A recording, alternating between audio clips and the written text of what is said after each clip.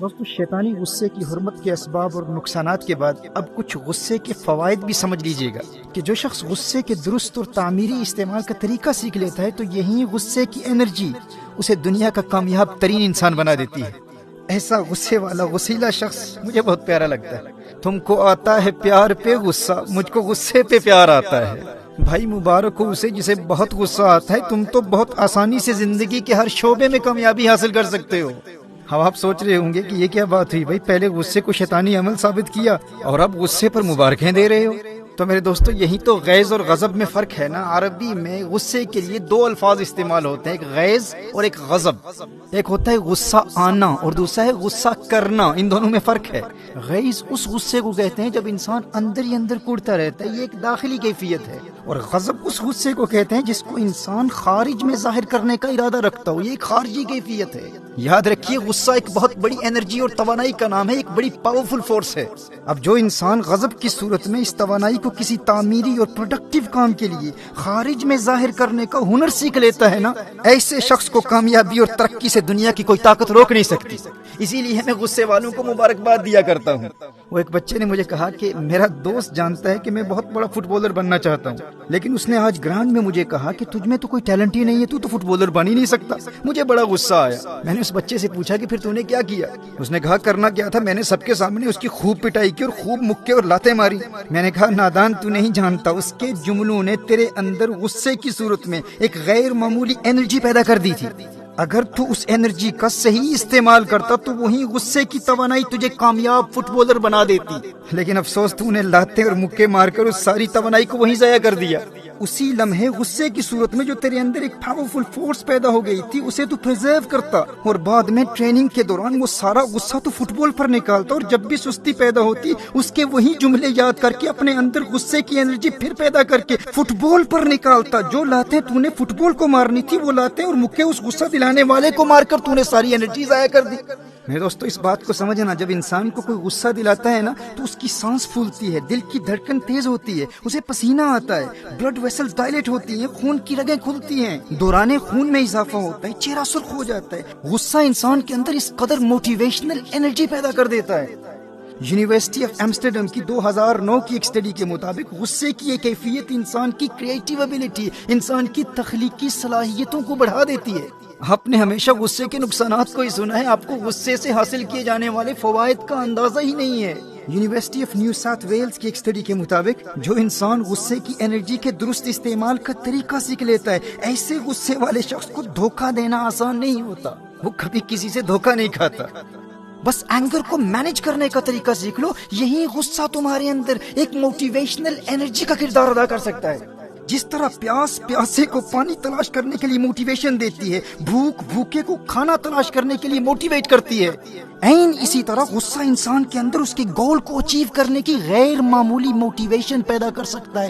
بڑے مقاصد والا انسان، بڑے اہداف والا انسان، بڑی ڈریم والا انسان اپنا سارا غصہ اپنے گول پر نکالتا ہے اور غصے کی توانائی کے ذریعے اپنے گولز اور اپنے مقاصد کو اچیو کرتا ہے۔ لیکن جن کی زندگی کا کوئی مقصد ہی نہیں ہوتا، کوئی گول ہی نہیں ہوتا، انہیں بھی غصہ کہیں نہ کہیں تو نکالنا ہوتا ہے نا، تو پھر وہ اسی پر نکالتا ہے جو اسے غصہ دلاتا ہے، کیونکہ مقصد پر نکالنے کے لیے مقصد ہے ہی نہیں زندگی کا، جس کے نتیجے میں قتل ہوتے ہیں، دشمنیاں پیدا ہوتی ہیں، لوگ جیلوں میں چلے جاتے ہیں۔ جائیے پریزنز میں جا کر دیکھیے، جیلوں میں جا کر دیکھیے، بڑے بڑے ذہین اور علم والے لوگ 20 30 سالوں سے جیلوں میں اپنی زندگی برباد کر رہے ہیں۔ ان کی لائف سٹوری ان سے پوچھیے، کیونکہ زندگی میں کوئی بڑا گول ہی نہیں تھا، کسی نے ایک لمحے کے لیے غصہ دلایا، غصے کو مینج کرنے کا وہ طریقہ نہیں جانتے تھے، اور غصے کو استعمال کرنے کے لیے ان کی زندگی کا کوئی مقصد اور ہدف تھا ہی نہیں، تو انہوں نے کیا کیا، اپنا غصہ اسی پر نکال دیا، اس شخص کو زخمی کر دیا، اسے قتل کر دیا اور اپنی ساری زندگی برباد کر دی۔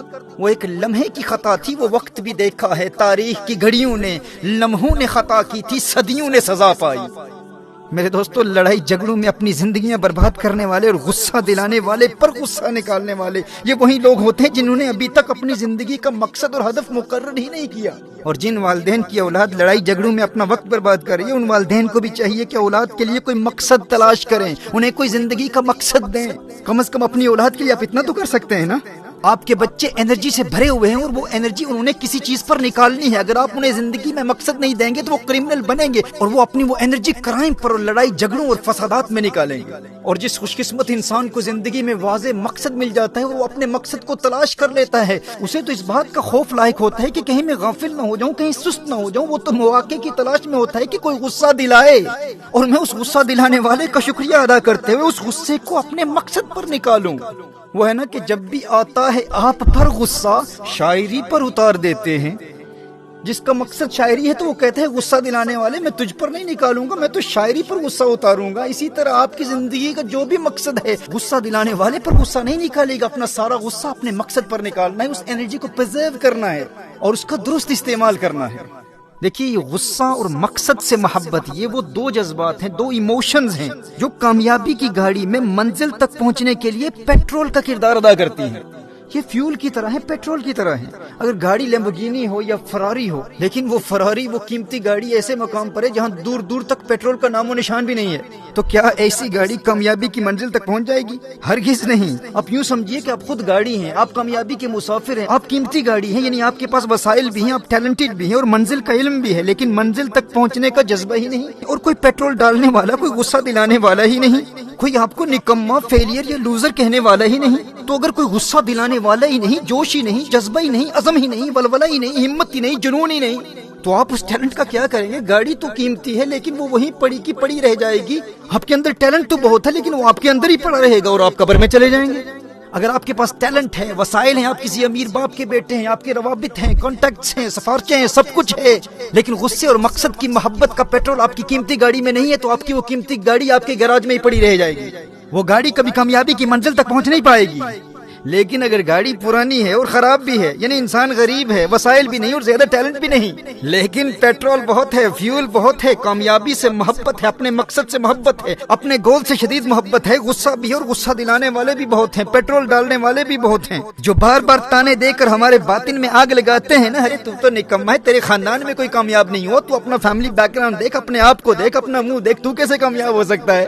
لوگ بار بار غصہ دلا کر اس کم قیمت اور پرانی گاڑی میں پیٹرول ڈالتے رہتے ہیں اور ہم پر مہربانیاں کرتے رہتے ہیں، لیکن ایسی گاڑی پرانی بھی ہو، اس میں پیٹرول بہت ہوتا ہے، انسان غریب بھی ہے، وسائل بھی نہیں ہے، ٹیلنٹ بھی نہیں ہے، لیکن پھر بھی وہ کامیابی کی منزل تک پہنچ جاتا ہے. وہ غریب بھی ہو، وسائل بھی نہ رکھتا ہو، زیادہ ٹیلنٹڈ بھی نہ ہو، لیکن اس کے اندر جوش ہو، جذبہ ہو، جنون ہو، ہمت ہو، ولولہ ہو اور غصے کو ایک پازیٹیو انرجی کی طرح دیکھتا ہو اور غصے کے تعمیری استعمال کا ہنر سیکھ چکا ہو.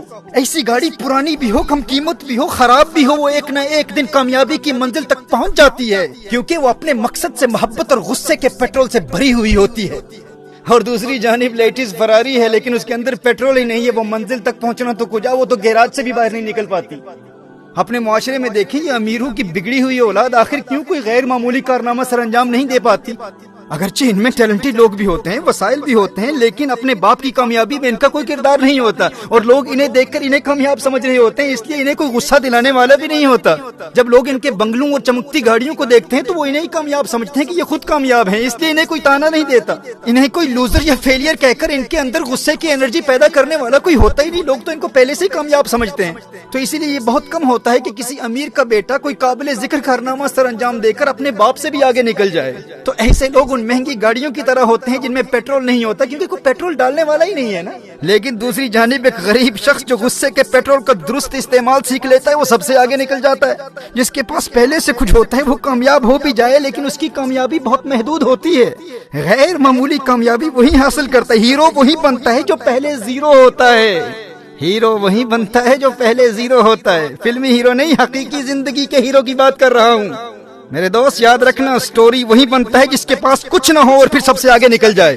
وہ پاکستان کی ایک بڑی شخصیت نے مجھ نااہل سے کہا تھا کہ جس فیلڈ میں تم ہو اس میں تو تمہارا کوئی فیملی بیک گراؤنڈ تو ہے ہی نہیں، اور یورپ اور امریکہ میں تو تمہاری کامیابی سمجھ میں آتی ہے کہ تم وہیں رہتے ہو، لیکن ہند و پاک میں تمہارے چاہنے والوں کی تعداد ملینز میں ہے. بھائی برطانیہ میں بیٹھ کر بات کرتے ہو اور دنیا میں لاکھوں لوگ تمہیں سنتے ہیں، جبکہ اس فیلڈ میں تمہارا کوئی فیملی بیک گراؤنڈ ہی نہیں ہے. اور دوسری جانب پاکستان میں اسی فیلڈ کے خاندانی لوگوں کا پیغام انتہائی محدود لوگوں تک پہنچتا ہے. تو میرا جواب یہی تھا بھائی کہ فیملی بیک گراؤنڈ اور موافق حالات انسان کو کمزور بنا دیتے ہیں. تو میرے وہ دوست جو وسائل کے نہ ہونے کی وجہ سے مایوسی کا شکار ہو جاتے ہیں، یاد رکھنا سٹوری وہی بنتا ہے جو صفر سے شروع کرتا ہے، جو زیرو سے شروع کرتا ہے ہیرو وہی ہوا کرتا ہے.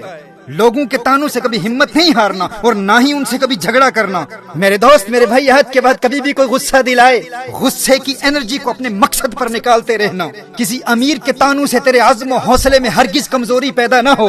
امیر باپ کی کمائی پر عیاشی کرنے والی بگڑی ہوئی اولاد کی کسی مہنگی گاڑی کو دیکھ کر کبھی مروب نہیں ہونا تو نے۔ یہ کوئی کامیابی نہیں ہے، انہیں کبھی کامیاب نہ سمجھ لینا، تجھے تیری طاقت کا اندازہ نہیں ہے۔ ان کی اوقات کیا ہے تیرے آگے؟ تو زیرو سے شروع کرنے والا ہے، ہیرو تو ہی بنے گا۔ تانا دینے والے سے کہنا کامیابی کسی کے باپ کی جاگیر نہیں ہے، تو کیا ہے؟ اب دیکھ بیٹا، تیرے باپ سے بھی آگے نکل کر دکھاؤں گا۔ میرے دوست، میرے بھائی، عہد کے بعد کبھی بھی کوئی غصہ دلائے تو اس غصے کو اس غصہ دلانے والے پر نہیں، اپنی منزل، اپنے مقصد اور اپنے گول پر نکالنا۔ اور جب وہ منزل مل جائے تو رکنا نہیں ہے، آگے بڑھنا ہے، نئی منزل تلاش کرنی ہے۔ اور جب وہ منزل مل جائے تو ایک اور منزل مقرر کرنا، پھر نئی منزل، پھر نئی منزل، پھر نئی منزل۔ اور دنیا کی کوئی طاقت تیری نئی منزلوں کی تلاش اور ان کے حصول کے سفر کو روک نہیں سکتی۔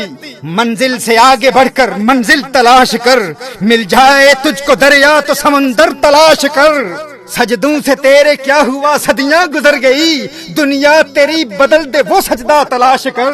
ایمان تیرا لٹ گیا رہزن کے ہاتھوں سے، ایمان تیرا بچا لے وہ رہبر تلاش کر۔ ہر شخص جل رہا ہے عداوت کی آگ میں، اس آگ کو بجھا دے وہ پانی تلاش کر۔ ہر شیشہ ٹوٹ جاتا ہے پتھر کی چوٹ سے، پتھر ہی ٹوٹ جائے وہ شیشہ تلاش کر۔ غصے والوں کو ایک مرتبہ پھر مبارک دیتا ہوں، مبارک ہو تمہیں۔ بس یاد رہے یہ غصہ پیٹرول ہے، پیٹرول، اس کو گاڑی پر ڈال کر ایک ماچس سے گاڑی کو جلایا بھی جا سکتا ہے، اور غصے کے پیٹرول کو گاڑی میں ڈال کر کامیابی کی منزل تک پہنچایا بھی جا سکتا ہے۔ پھر مبارک دیتا ہوں غصے والوں، تمہیں مبارک ہو۔ بس مثبت اور تعمیری استعمال کا ہنر سیکھ لو۔